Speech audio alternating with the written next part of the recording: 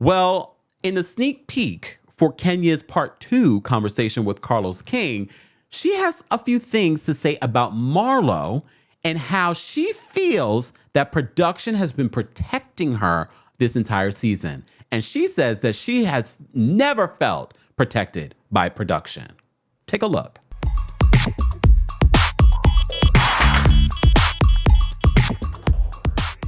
And you're over here 6 weeks in. And you're picking fights with Kandi that makes no sense. Then she started, after that ended, and the managers got together and said, okay, let's figure out a storyline. And then you go find Scotch Bright. You find Scotch Bright to sit up here and play your boyfriend. Then, okay, so that's your new storyline. You're so soft and gentle now, all of a sudden. You're so pink inside. It ain't making sense. The math ain't mathing. And everybody can see it. In fact, so many comments are like, who is she blowing on production? What is happening? Kenya. No, it's the truth. If you didn't want me here to tell you the truth, then don't. Oh, no, I want you here, honey. Let's be clear. Don't I'm just saying, so please don't, listen. Is Marlo being favored or protected? Of course, yes, absolutely. And that is what has taken the wind out of me this season, in part. Because I'm like, no matter what I do, I was never protected. And that makes me angry as a housewife. I was never protected. I was always the one that everybody came for. Production was like, we don't GAF. And I got all the smoke. And I got no protection. And you are sitting here making somebody who season 1 lied about everything, including to everybody's face about using the F word. I didn't say it. The F bomb. Yeah, the gay slur. The gay slur. Swore up and down she never said it. Until somebody had to produce the footage where she said it. To me, it's just like, no. If you're going to come and really show your life, show your life. We know the facts beyond the facts at this point. We don't have to even say it. The money cannot be verified. The dates cannot be verified. The timelines cannot be verified. But that's not what we're talking about. We over here talking about Kandi in a restaurant. Then after that failed, then you over here chasing me around restaurants that got conveniently cut out. Group scenes, all kind of scenes of mine conveniently got cut out. Storylines of mine got cut out. But somehow an angel with foster care scene turns up, and that makes the cut. That makes the cut. So this morning when I woke up, I saw Oliver Anthony, who's good friends with Kenya, post a tweet talking about how production is pretty much wiping out any of Kenya's storyline for the season. And Kenya's storyline this season, along with still divorcing Mark, is opening this hair salon. And we saw clips of this whole hair salon scene and party that was thrown. And apparently all the housewives except one, Marlo, attended. So we don't think that we're going to see it. So first, I'm just going to show you what Oliver Anthony said. Then I'm going to show you what Kenya said. If I can find the tweet. Hold on. There it goes. So Oliver Anthony said this, and he's a producer for Entertainment Tonight. And he says, the RHOA producers are actively not showing Kenya's storyline. They seem to be pushing her out, and that's unfortunate. She hosted an event where the full cast except one showed up. Cynthia and Claudia went as well, and they cut it. All right. So then I saw Kenya's tweet confirming all of this. So Truth Be Told on Twitter said, I'm ready to see Kenya Moore hair spa next week. And she says, I think it was edited out. RHOA, despite having the entire cast there except one, and Miss Cynthia Bailey and Claudia Jordan, and it being my main storyline.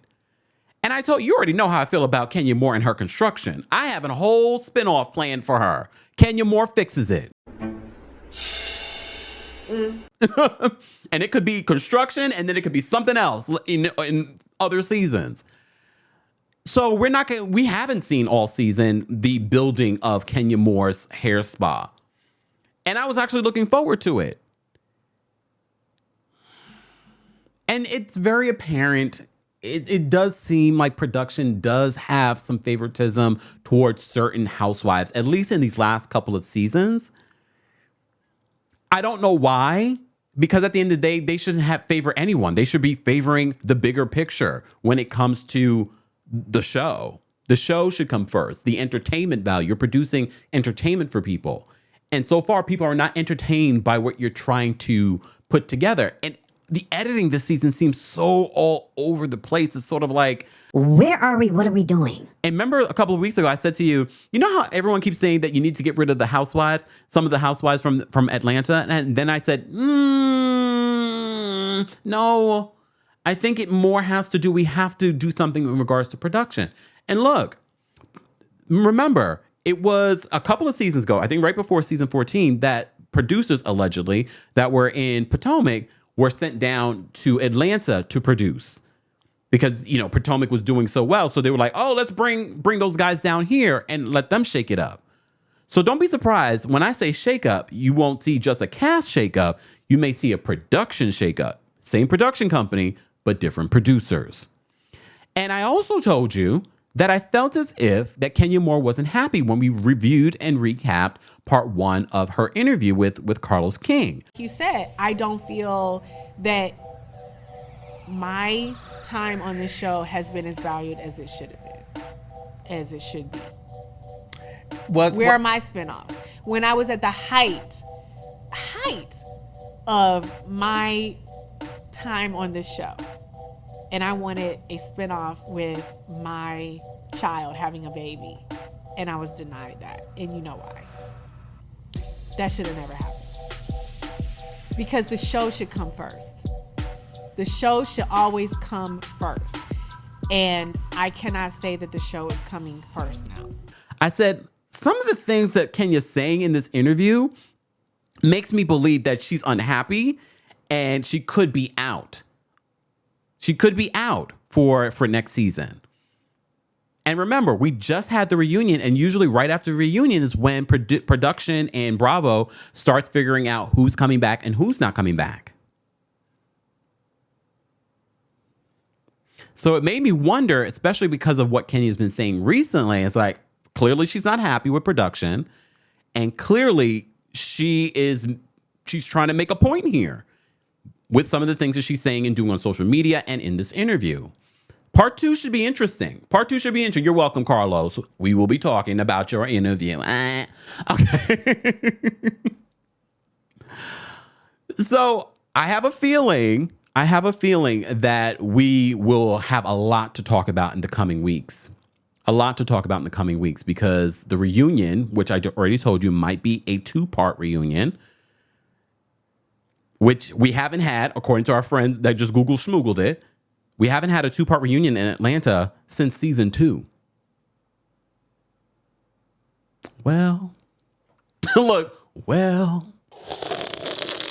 but I see what some of you are saying. Some of you are like, bye, Kenya, don't come back. Hell no.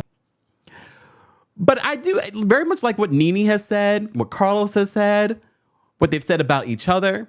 I believe Kenya is a vital part of Atlanta's history. I can see her still being a vital part of its future. I just feel like she's bored. She really is bored. I guess we'll have to wait and see. But the way that things are playing out these last couple of weeks, it looks like Kenya Moore might be done with Atlanta. Look, blink, Kenya, if you're ready to go. You bring the lighter, I got the fuse. You make a fire.